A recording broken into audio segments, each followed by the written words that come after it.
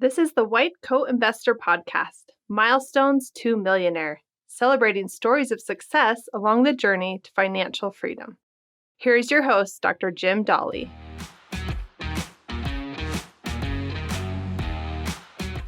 This is Milestones to Millionaire podcast number 15, the Financially Independent Military Periodontist.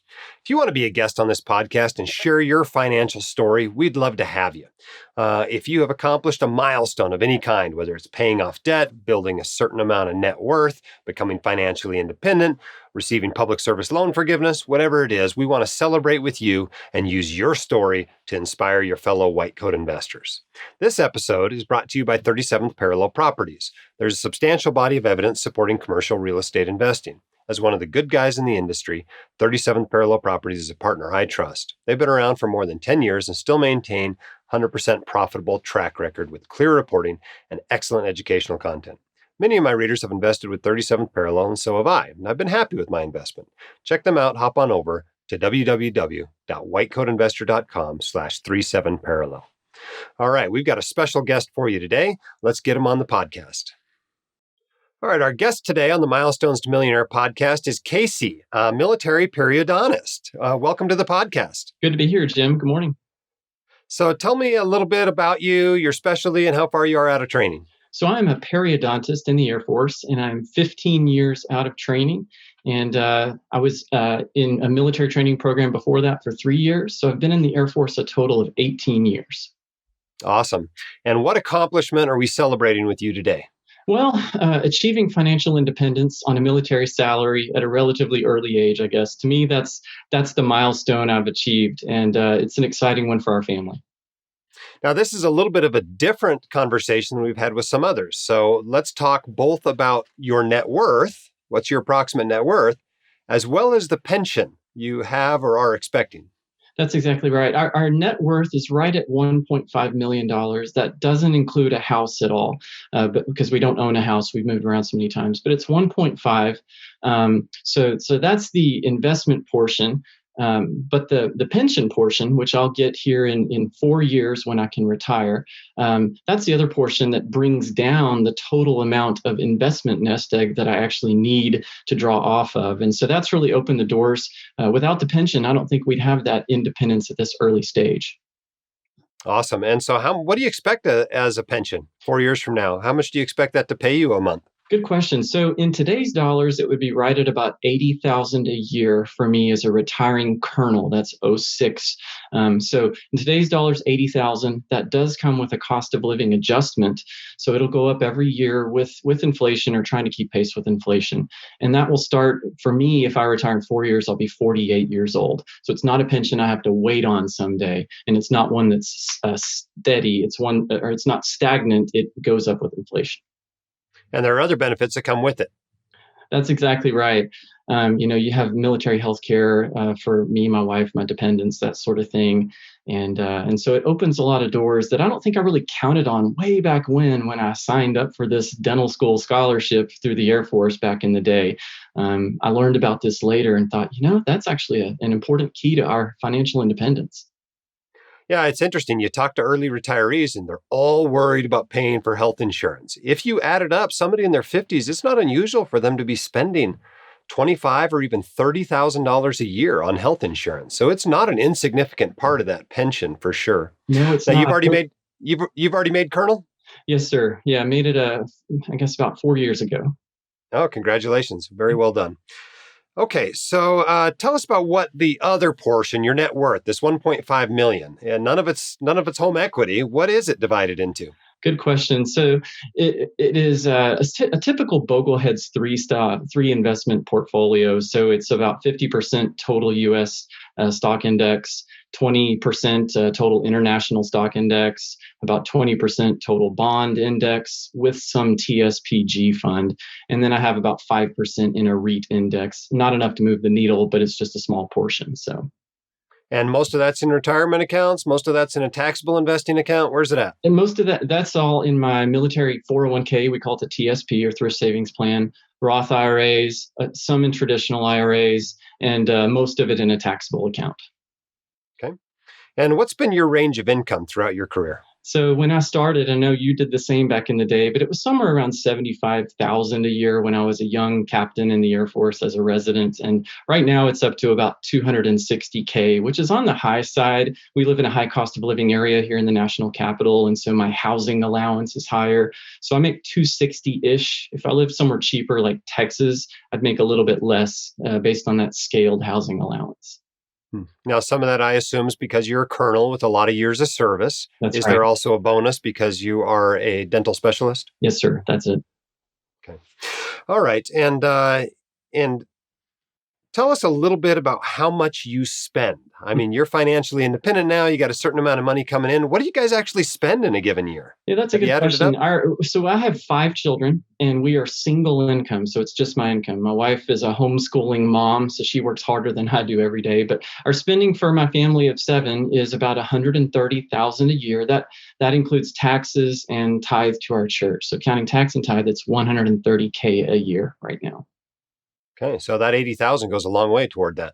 It does. It does. And Yeah. we live frugally, and so between our frugal and our high savings rate, I invest about 100 grand a year over the past decade or so, maybe a little less a decade. But so those two in combination keep our expenses down. It's interesting talking to doctors, and my audience agrees with you that you are very frugal. But if this were a typical FI blog or podcast, everyone would say 130,000, that's a ton of money, I know. I know. That's twice the average American household income. So it's all relative, right? That's exactly right. So your parents obviously didn't pay for your school. The military paid for your school. Did you receive any sort of an inheritance or anything? Nothing like that. My wife and I both grew up maybe lower middle class, that sort of thing. So it was all on us, student loans, that sort of thing. Okay. And how much debt do you have currently? Zero debt. So completely debt free. That's right. And what would you say were the secrets to your success? How did you and your wife and your 5 children become so wealthy?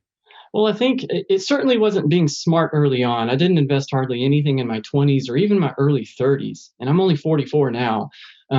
We also made a mistake of getting into a variable universal life insurance policy. You know how those go. So it wasn't smart early on, but I think the secret really has been frugal living. We drive 15-year-old Honda and Toyota. We don't have a flashy lifestyle, although we still spend on vacations and sports and things like that. So my kids would tell you they've never had to do without. But I think it's just a frugal lifestyle, not a whole lot of luxuries. I could spend more on a house, but I don't, because I'd rather have the financial freedom earlier at, say, age 48 instead of 60. So.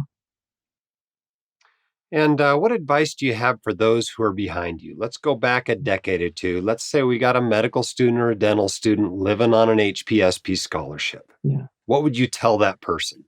Well, I think I would tell them, don't be so drawn by the higher salaries on the outside, as I once was. When I was a captain periodontist, I saw what my colleagues were making downtown. It was a lot. But what I never factored in was the pension, that I could serve 20 years in the Air Force, retire, and that pension alone will decrease the amount of investment nest egg that I would have needed, which would be around 3.5 million to draw what I need. It decreases it down to maybe 1.5 million. So 3.5 down to 1.5 is huge. And it's all due to that pension. If I get an $80,000 pension and I have a 1.5 to 2 million invested, which is totally doable in a 20-year military career, it will enable my family to have our 120 to 130K and probably a little more per year that we need to draw off. So, yeah. So I would say consider sticking it out for the pension. What are your plans when you leave the military? You plan to retire completely, or do you think you'll have a civilian practice yet? It's nice to have options. I don't know if I'll ever be a full-time practicing periodontist again. Maybe something completely different. Maybe a university administration setting. Maybe work at a church. I don't know. There's a lot of options, but it's nice to know I won't have to have something high-paying. I won't have to have something even low-paying if I don't want to. So I don't know. We'll see, Jim. How did you balance? I mean, you got 5 kids. How did you balance being a parent and becoming financially independent at such a young age? Oh, good question. I think I've just taught my children a lot of smart financial things. I've taught them save more than you spend, never borrow money, whenever you need to buy something, try not to buy either the cheapest or the most expensive, maybe something right in the middle. Teaching them to be smart financially has led to them not asking me for money as much. So if my 14-year-old needs money, she doesn't say, hey, I need some money. She says, what jobs can I do to earn some money? And so all of that has made my children less needy and demanding for things. So Awesome. And how about your upbringing? How did that affect how you think about money? yeah, good question. So, like I said, we were kind of lower middle class in a small town in Texas, and money was always a stress every month. And so I think in me, it just created the desire to have a job that money would never be the concern. It was leading me to medical or dental school, that sort of thing. And so my upbringing, my parents taught me well to not live a lavish lifestyle and to work hard so I'd never have to worry about the same things they did. Awesome. Well, Colonel, Dr. Casey, thank you so much for your service. Thank you so much for coming on the podcast and sharing your story. I know many of those who are on this same pathway as you will find it inspiring. And congratulations on your success. Jim, thank you. Thanks for your time today. It's been great. All right. So that one was a little bit unique. I was really excited to have that on. Not only did he come out without, dental school debt, but he's financially independent on a relatively small amount of assets compared to many doctors. And I think it's really true what he points out. That pension is super valuable. You can't even buy an inflation index SPIA these days. And he's got one that pays 80 grand plus another $20,000 or $30,000 worth of health insurance.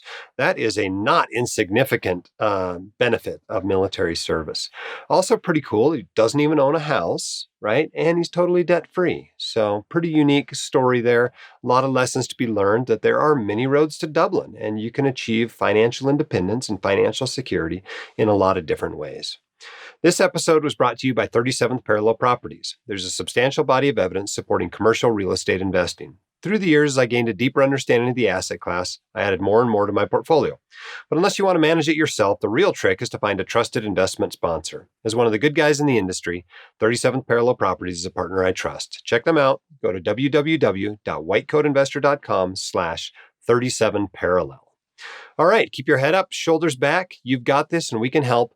I'll see you next time on the Milestone to Millionaires podcast.